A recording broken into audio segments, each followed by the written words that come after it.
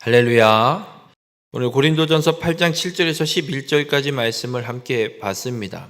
사도 바울은 4절부터 6절에 우상 제물은 아무것도 아니다, 오직 하나님만이 창조주시고 구속자 되심을 분명하게 선언했습니다. 그래서 우상 제물에 대해 이걸 먹느냐 마느냐의 이 문제는 지식으로 행할 것이 아니라 사랑으로 행해야 될 것을 분명하게 선언하고 있습니다.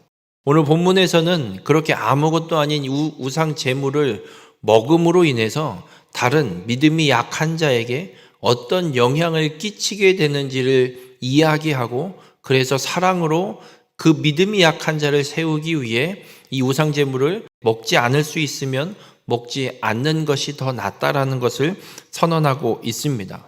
바라기는 우리 모든 성도님들의 삶이 이 믿음의 삶을 살아가는 가운데 옆에 있는 믿음이 약한 자들을 온전히 세워가는 일에 힘쓰고 그 일을 행하는 우리 모든 성도님들이 되시길 주님의 이름으로 축원합니다.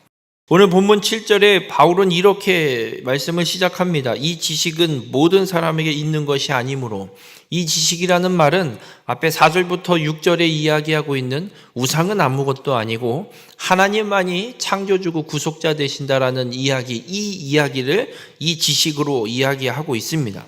그래서 우상이 아무것도 아니다라는 이 지식이 모든 사람에게 있는 것이 아니라 그 지식이 없는 사람도 교회 안에 분명히 있다라고 이야기를 하고 있습니다. 우상이 아무것도 아니다라는 지식을 갖고 있는 성도들에게는 아직까지 무엇이 남아있냐면 우상에 대한 습관이 남아있습니다. 그러니까 우상이 아직도 신으로 여겨지는, 인정이 되는, 하나님이 우상보다 더 나은 신, 이런 식으로 이해하고 있고, 우상은 아무것도 아니다가 아니라 이것도 하나의 신이다라고 인식하고 있고 그 생각을 갖고 있는 사람들이 있습니다. 그러면 우상에 대한 습관이 있는, 우상을 신으로 인정하는 사람이 우상 제물을 먹게 되면 어떤 일이 펼쳐지냐면, 예수님께서도 제자들과 마지막으로 만찬을 나누실 때 떡을 떼어서 나눠주면서 내 몸이니 받아 먹으라 말씀하시고, 포도주 잔을 나누면서 내 피니 받아 마시라 라고 말씀하시는 성만찬식을 행하게 되는 걸 보게 됩니다. 여러분, 이게 어떤 의미냐면 예수 그리스도께서 그 몸과 피를 우리를 위해 찢기시고 피 흘리심에 동참하는 하나의 의식으로 음식, 떡을 나누고 포도주를 나눠서 그리스도의 대속의 은혜에 동참하는, 함께 참여하는 의미를 갖고 있는 의식이고 성례입니다. 그래서 오늘 우상 제물을 먹는다, 이 먹는다라는 단어의 뜻에 어떤 의미가 포함이 되어 있냐면 우상과 그 내가 제물에 바쳐졌던 거와 함께 참여하는, 교제한다라는 의미가 함께 포함이 되어 있습니다. 그래서 고린도전서 10장 18절에 보면 육신을 따라 난 이스라엘을 보라, 제물을 먹는 자들이 제단에 참여하는 자들이 아니냐라고 선언합니다. 우상을 신으로 인정하고 우상 제물을 먹게 되면 그 우상에게 함께 동참하는, 우상과 교제하는 형태가 되는 일이 벌어지게 되는 겁니다. 그래서 우상을 신으로 인정하는 자가 우상에게 바쳐졌던 제물을 먹으면 그 귀신과 그 우상과 교제하는 일이 벌어지게 되고, 우상에 대한 습관, 아직까지 우상이 아무것도 아니다라는 지식이 없는 사람은 그래서 우상 제물을 먹는 걸 보면서 어떻게 저 우상과 교제하는 저 행동을 하고 있는 거지? 해도 되는 건가? 아무것도 아닌 건가?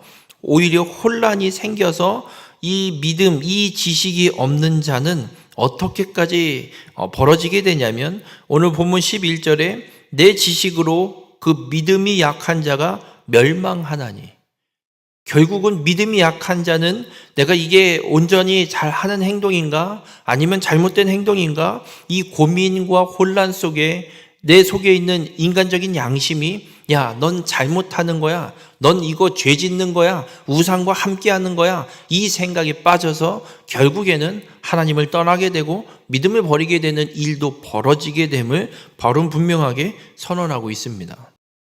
그러면서 오늘 본문 8절에 이런 이야기를 합니다. 음식은 우리를 하나님 앞에 내세우지 못하나니. 여러분, 하나님 나라에 상급을 받는데 혹은 하나님 나라에 들어가는데 음식은 우리를 내세울 수 없습니다.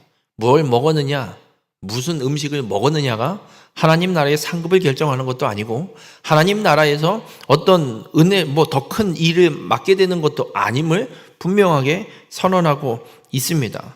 그러면서 이런 이야기를 합니다. 우리가 먹지 않는다고 해서 더 못 사는 것도 아니고 먹는다고 해서 더 잘 사는 것도 아니니라. 음식을 먹고 안 먹고는 하나님 나라에서 아무런 영향을 끼치지 않는다는 겁니다.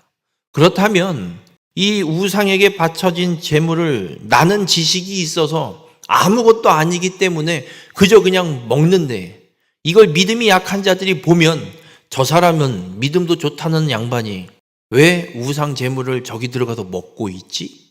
혼란과 고민, 그리고 결국엔 이 사람도 그 모습을 보고 먹어도 되는 건가? 그러면 나는 우상이랑 나는 그럼 내가 이걸 먹으면 저 신을 섬기는 게 되는 게 아닌가?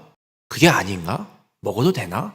그러면서 먹게 되고 결국에는 그 우상을 따르던 습관이 이 믿음이 약한 자는 결국에 하나님을 떠나게 되는 멸망의 길로 가게 되는 일들이 펼쳐지게 된다는 겁니다. 그러면 하나님 나라에서 아무런 영향도 끼치지 않는 이 음식 때문에 아무 문제도 없지만 이거 하나 먹는 것 때문에 믿음이 약한 자 한 사람이 멸망으로 향하게 된다 그러면 이 음식을, 이 우상 제물을 먹는 게 맞느냐 아니면 먹지 않는 게 낫겠느냐, 바로 분명하게 선언하고 있습니다. 본문 9절에 그런즉 너희의 자유가 믿음이 약한 자들에게 걸려 넘어지게 하는 것이 되지 않도록 조심하라라고 선언하고 있습니다. 여러분, 이게 비단 우상 제물만을 이야기하지 않을 겁니다. 내가 믿음이 있고 나는 이런 신앙이 있고 나는 이런 하나님의 역사를 경험한 일이 있어서 나는 이렇게 하는 거야. 그러니 너도 이렇게 해? 혹은 아무런 거리낌 없이 내가 믿음으로 나에게는 분명한 지식이 있어서 행동들을 하고는 있지만 그 행동이 믿음이 약한 자에게 걸려 넘어지게 하는 일이라면, 그리고 행동이라면 우리가 한 번쯤은 생각해 봐야 되지 않겠습니까? 물론 구원과 직결되는 본질적인 문제, 예수 그리스도를 믿는 믿음의 문제는 타협할 것이 아닙니다. 그런데 이런 우상 제물과 같은 아무것도 아닌 것, 본질적이지 않은 것, 하나님 나라에 들어가서 하나님 나라의 구원을 이루는 일에 아무 영향도 끼치지 않는 것들에 대해서는 믿음이 약한 자들이 넘어지는 일이 생기지 않도록 우리의 삶의 행동들을 조심해야 됨을 바울이 분명하게 선언하고 있습니다. 우리 모든 성도님들 그렇습니다. 우리가 신앙의 삶을 살아가는 가운데 믿음이 약한 한 사람이 걸려 넘어지게 되는 일들이 있다면 우리는 분명히 한 번쯤은 점검해 봐야 합니다.